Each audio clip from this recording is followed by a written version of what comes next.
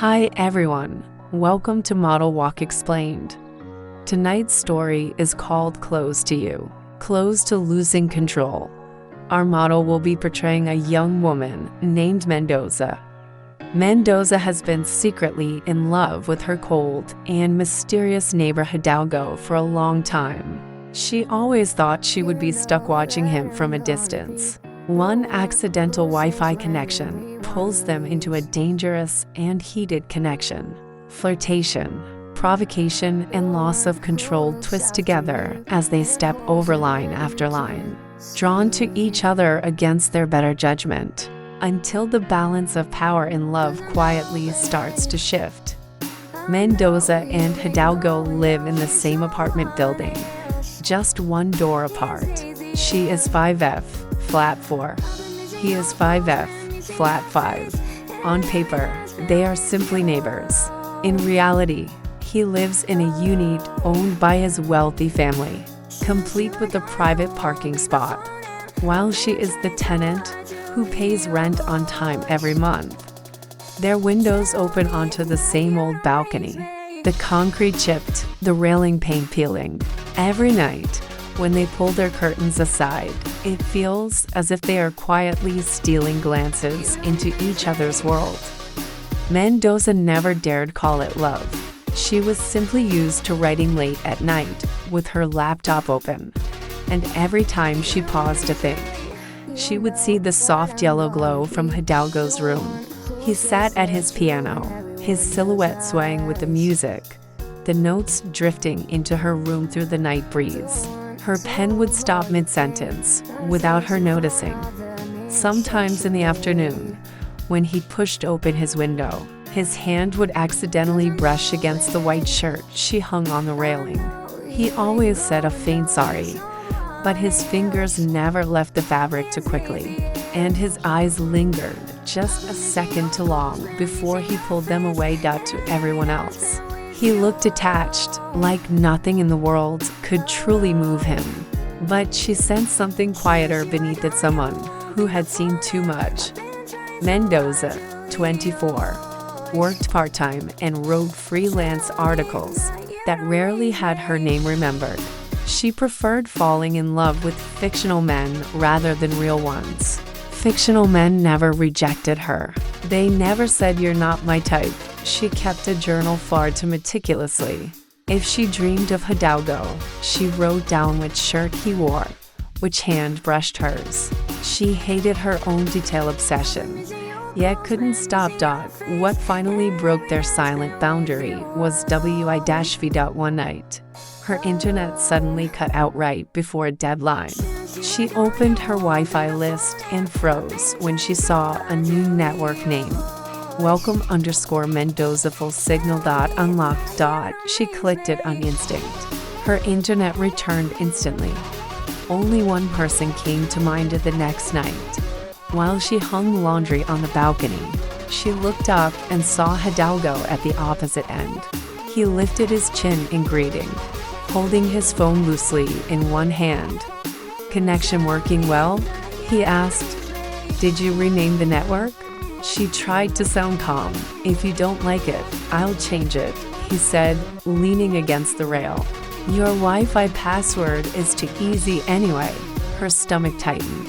"How did you even know my password?" "That sticky note on your door," he said lightly. "You circled your birthday. I assumed you were reminding me." Her face heated instantly. That sticky note was for delivery drivers.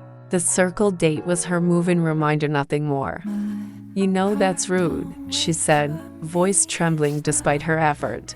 He shrugged. "Saving you the trouble of typing is polite to me. Convenient for you. Win-win." And the worst thing was, a tiny part of her felt secretly thrilled. At least he had noticed her door. Her birthday. Something about her. After that, the Wi-Fi became their strange communication line. When her connection dropped, she checked if she could still join Welcome_Mendoza. Usually, she could, and the speed was perfect. Sometimes she'd even get an email with one line: "The light on your router isn't on. Push the button." Clearly, He hadn't only stepped into her network. He had stepped into her room.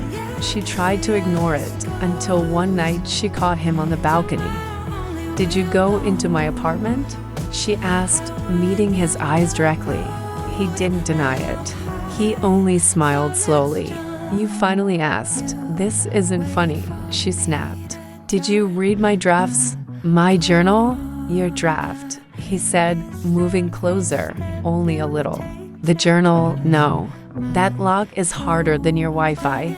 She barely managed to exhale before he added, "But I did see a few loose pages on the floor." Her heart tightened painfully. Those pages were all about him. She had written things like, "He always looks like he doesn't care," and that's the most dangerous part. She had written, "I know I'm not the kind of girl he'd ever choose." She forced a smile. "So, what did you think?" "I think you're interesting," he said plainly.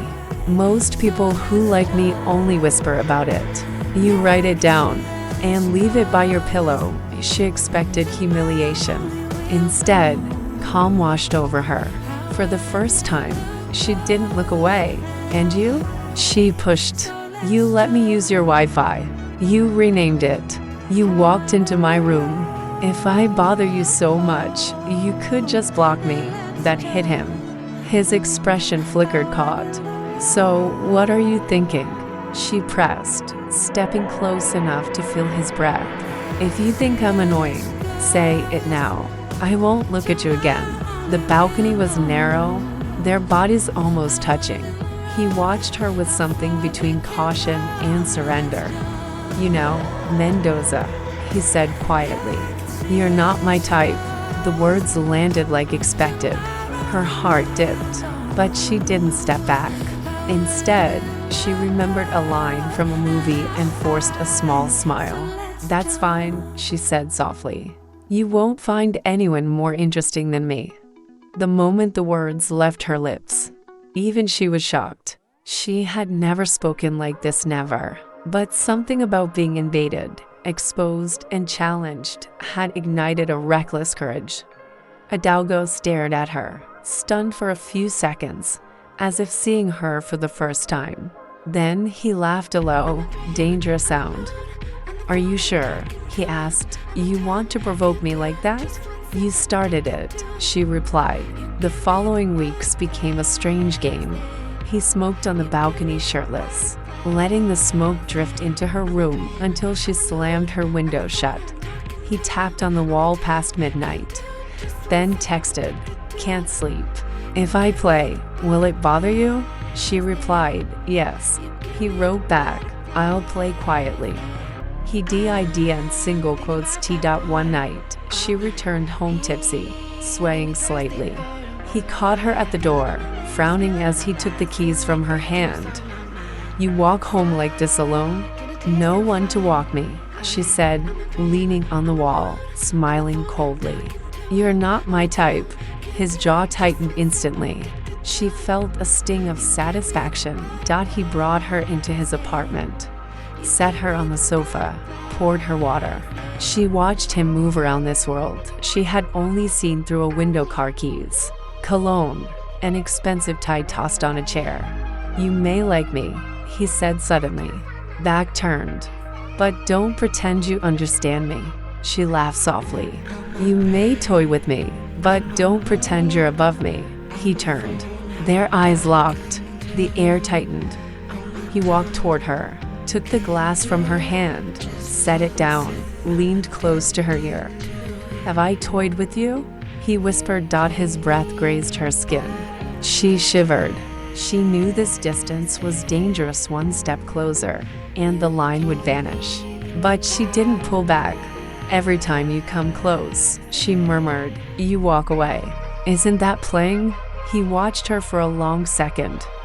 Then he cupped her face and kissed her. It wasn't gentle. It wasn't polite. It was everything he had held back, tearing open at once. Her shock lasted only a moment before she kissed him back, fingers gripping his shirt. Breath tangled with his. When he finally broke the kiss, He rested his forehead against hers, still catching his breath. "This," he said hoarsely, "feels more like losing control." "You're not afraid I'll take this seriously?" she asked, voice trembling. "I'm more afraid that I will," he whispered, eyes dark. "And you're right. I might never meet a woman more interesting than you." She looked at him then, truly looked. The girl who once only watched him from behind a window was gone. In her place stood someone who could challenge him, match him, answer him. "So," she asked softly, "do you think I'm interesting now?" He didn't answer with words. He kissed her again, slow this time, deliberate, like an admission. After that, the balcony stopped being a boundary. It became the place he drank morning coffee while she brushed her teeth in the next window, mouthing complaints at him. The place where he renamed his Wi-Fi to "Do Not Fall Firm," and she renamed hers. Too late. Life didn't magically become easier. He still had a complicated family and secrets he wouldn't touch. She didn't transform overnight into a fearless heroine. They still argued, doubted, tested each other. Yet some nights, when she lifted her head from her desk, she would see his light still on. He would be at his piano, not playing, just watching her. Then her phone would buzz. "Are you asleep?" She typed, "Not yet." A moment later, he knocked on the shared window, reaching out his hand. "Come here," he said. A little closer. She smiled, pushed open the window, and crossed the narrow balcony that once terrified her. The wind slipped between them, lifting her hair, sweeping away her old fears. Being close to him did mean being close to losing control. But she finally understood. Losing control was not just his game. It was her choice. That's the end of tonight's story. If you enjoyed it, don't forget to subscribe, hit the bell, and leave us a like. See you in the next episode. Thank you.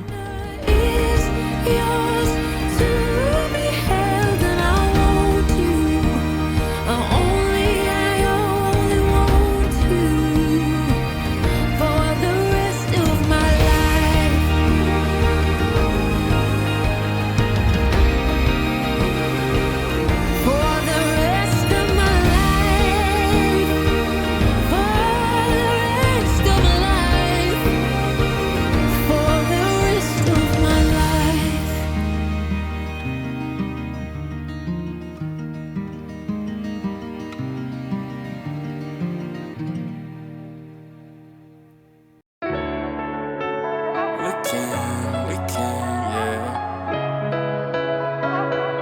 yeah. Let's go. Keep up with the small talk. Fast car with the brakes off. We don't need to see that far. Yeah, I see you're a hot thing. I know I'm an option. It ain't gonna break my heart. We can make a plan instead of talking.